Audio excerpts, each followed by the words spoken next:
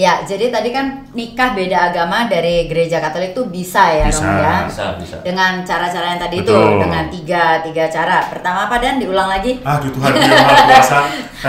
harus tanya kepada ditanyakan. Status libernya itu kepada Dia- temannya ya.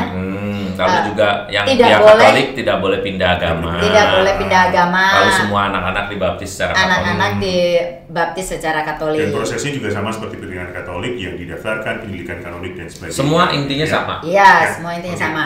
Nah, gereja Katolik tidak mengakui adanya perceraian. Tadi Romo sudah sebut itu. Iya, iya. Tapi yang ada adalah pembatalan nikah, ya. Nah, itu apa Romo yang bisa dibatalkan? Sebetulnya pembatalan nikah itu bukan nama lain dari perceraian. Jadi Allah itu cuma nama lain aja tuh, akal-akalannya gereja Katolik. Kalau saya sih ngomong lebih fair ya, lebih senang begitu. Karena dengan begitu kan kita tahu ya intinya apa. Pembatalan itu sama sekali lain. Karena kalau tidak memenuhi kriteria tidak bisa dibatalkan. Kalau perceraian udah pasti no lah ya kan. Perceraian tanpa sebab, misalnya, aduh Romo, misalnya ada kasusnya adalah seorang perempuan minta supaya perkawinannya diceraikan. Ya. Nggak ada perceraian. Ya udah gimana kek? Kok kek? Saya kan Romo, kenapa mau kek? Ini beneran. Jadi kakek. Ya gimana kek? Saya kan udah ini Romo. Bayangin Romo ya, saya itu udah 5 tahun ditinggalkan sama suami saya. Suami saya itu bahkan udah kawin lagi. Itu kan rationally kita akan berpikir, ya udahlah kasihan lah dia udah ditinggal kawin. No. Nggak bisa. Jadi itu tidak akan pernah bisa. Kenapa? Dulu kan janjinya sehidup semati. Kalau dia ini kan belum mati. Karena belum mati, dia hanya punya masalah, dia menikah lagi. Yang punya dosa tuh dia. You jangan ikut-ikutan dosa. Kalau pakai ngomong bahasa rakyat bahasa rakyat. Kalau bahasa gerejanya bisa gimana? Tapi kalau udah bahasa umat tuh, you jangan ikut-ikutan dosa. Kan saya jadi ibaratnya kan dia minta belas kasihan dong. Ya saya gimana, saya harus ini sama anak-anak saya apa? Lalu gereja, oke, you datang ke gereja, sekarang konseling dulu. Konseling pertama biasanya sama saya. Kalau memang perkawinannya tidak mungkin disatukan lagi, lalu nanti akan ke lebih tinggi lagi, yaitu ke Romo Andang, Romo Purbo gitu. Itu yang udah parah-parah tuh ya. Kalau saya baru kayak menerima di konseling dulu, apa yang masih bisa kalau masih bisa diberesin, you bisa ketemu sama saya 2 kali. Tapi kalau udah nggak bisa diberesin, udah perceraian, udah definitif perceraian, maka harus pindah. Nah, kalau misalnya saya tanya kenapa kamu tuh pengen banget nikah, saya udah ditinggal lama. Yang kedua adalah suami saya udah nikah lagi, terus ya itu 2 itu kan saya udah sendiri sekarang, usia saya aja masih 37, kan masih memungkinkan gitulah ibaratnya untuk ya. Nikah lagi. Ya. Kemudian kami akan bilang, penyebabnya apa? Penyebabnya karena dia nikah lagi. Oke, sekarang waktu kalian menikah tuh dulu jatuh cintanya gimana?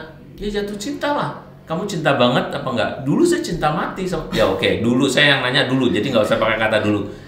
Dulu gimana? Cinta mati lah. Kamu ada sesuatu yang aneh nggak dalam pasanganmu, suamimu?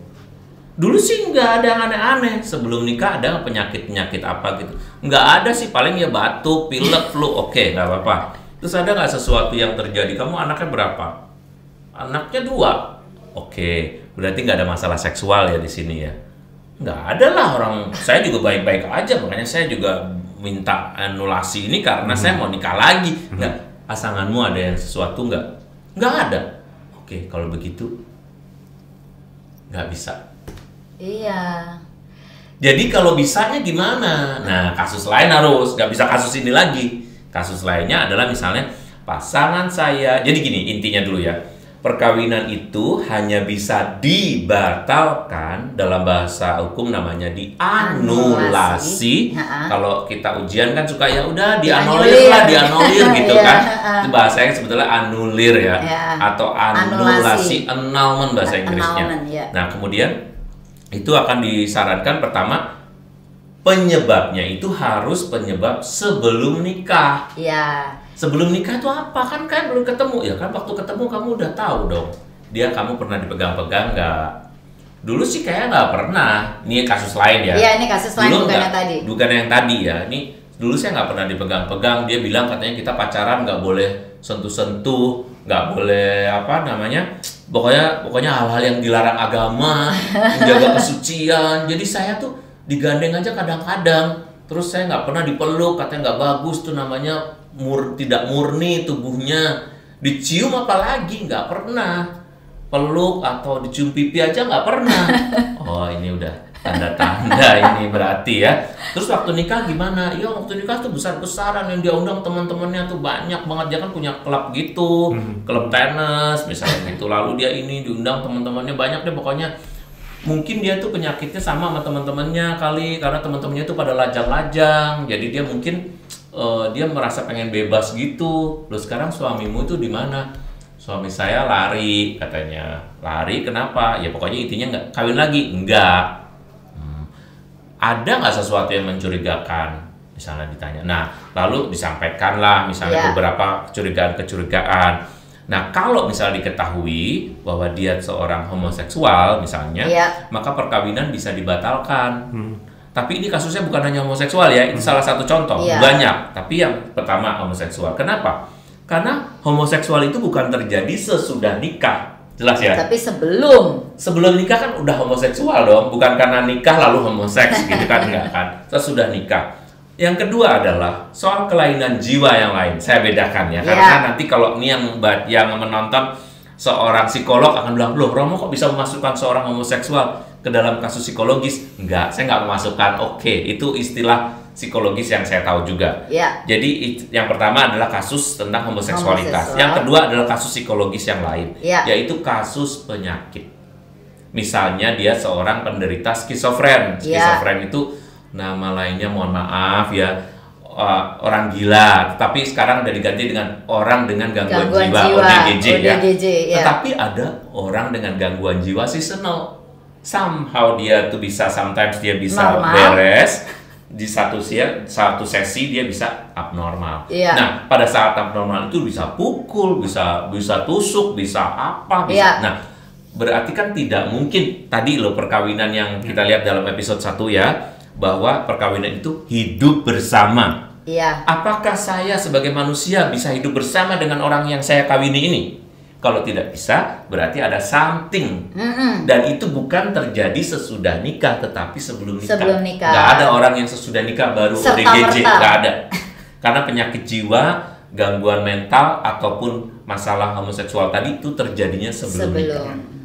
Yang ketiga adalah bahwa dia pernah menikah. Kan ada orang yang dibohongin kan, dibohongin ketika sudah nikah baru tahu bahwa dia sebetulnya udah punya anak, udah punya ini. Nah itu bisa.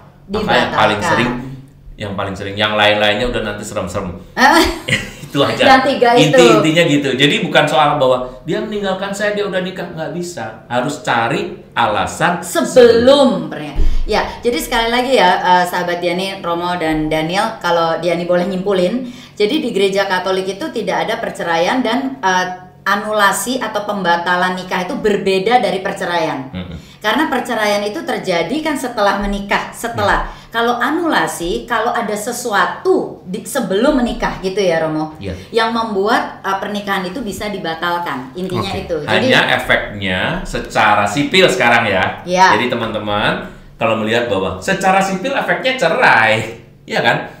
Otomatis kalau dia menikah lagi dia harus punya surat cerai kan?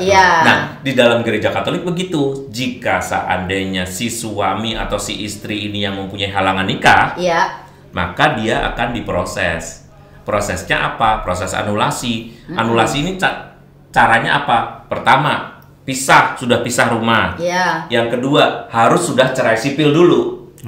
Jadi kalau tidak ada perceraian sipil, gereja Katolik tidak bisa memberi. Oh, jadi cerai sipil dulu. Jadi cerai sipil dulu, tapi cerai sipil kan bukan penyebab. Misalkan you sudah cerai sipil pun, kalau memang tidak masuk dalam kriteria sebelum nikah tadi, maka tidak bisa anulasi.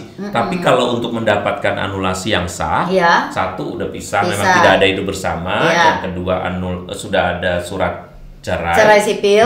Dan yang ketiga adalah dia memang meminta. Nggak boleh gereja yang, wah kamu kayaknya nggak cocok deh, udah ini aja, nggak bisa ya. Gereja nggak boleh sekepo itu.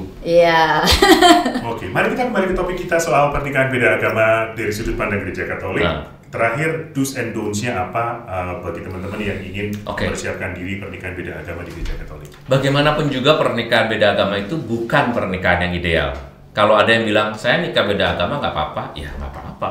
Itu personally pengalamanmu. Tetapi semua agama saya kira tidak ada yang menyarankan nikahlah dengan beda agama. Menurut saya ya. Iya. Kenapa? Karena bukan pernikahan yang ideal. Kenapa nggak ideal? Karena masalah agama akan muncul. Satu, soal pendidikan iman anak. Maka do and don'ts-nya jangan ngomongin soal ini karena ini sudah diomongin di awal. Oleh sebab itu gereja membantu tadi. Iya. Kalau kamu nikah di gereja Secara Katolik, semua anak-anak anak-anaknya harus dibaptis secara Katolik. Supaya memudahkan. Yang kedua adalah bahwa ya bukan do and don'ts ya sebetulnya, ini salah satu proses bahwa pendamping iman anak itu harus di pihak Katolik gitu. Jadi gereja juga nggak mau ini kalau mengorbankan semuanya orang Katolik hanya untuk menikah dengan orang di luar agama Katolik, bukan hanya itu, tetapi dia harus gereja juga mempunyai kewajiban untuk memelihara umatnya kan ya kan. Caranya adalah dengan pendampingan. Kami ada pendampingan, misalnya pendampingan perkawinan beda agama begitu ya.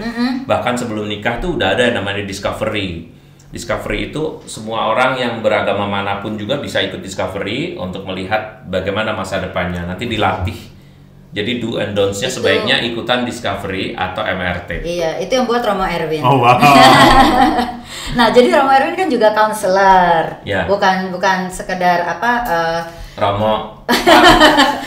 Bukan, maksud saya, bukan sekedar Romo ya. Bukan Romo paroki saya. Bukan Romo paroki. Nah, jadi kalau orang mau menghubungi Romo bolehkah? Boleh, tapi lewat sekretaris nanti ke ini aja, ke keuskupan Endah. aja. Oh, ke keuskupan. Keuskupan aja atau ke Endah. Oke, boleh disebut Romo maksudnya? Udah itu harus tanya Endah ya. Harus tanya ke sekretaris karena itu menyangkut nomor telepon ya. Oh, oke. Tapi nanti bisa tulis aja di komen-komen di sini. Iya, Keuskupan Agung Jakarta. Di katedral ya. Tapi saya kira yang memerlukan saya orang Katolik aja. Belum tentu. Karena nanti semua orang. Tapi kan banyak yang mau nikah beda agama juga konsultasi. Ya. Biasanya mereka akan ngomong. Tapi kalau sudah sampai kepada saya itu biasanya problematis sih. Kalau nggak ada problem ngapain ke saya? Bisa nasihat. Saya bukan dukun, nanti kamu kayak cocok deh lihat mukanya, lihat raja. Enggak lah. Lihat itunya mau pace. Tanggal lahir pace. Ayo, oke. Baik. Semoga membantu untuk sahabat-sahabat Diani semuanya. Ya, banyak informasi baru bersama dengan Romo Erwin, dan silakan untuk terus dengarkan topik-topik lainnya di podcast Dunia Diani. Jangan lupa like, subscribe, dan juga share sebanyak-banyaknya. Dan juga follow Instagram @Diani Pranata. Sekali lagi terima kasih untuk yang mendengarkan podcast kami. Salam keluarga langgeng sejahtera. Bye.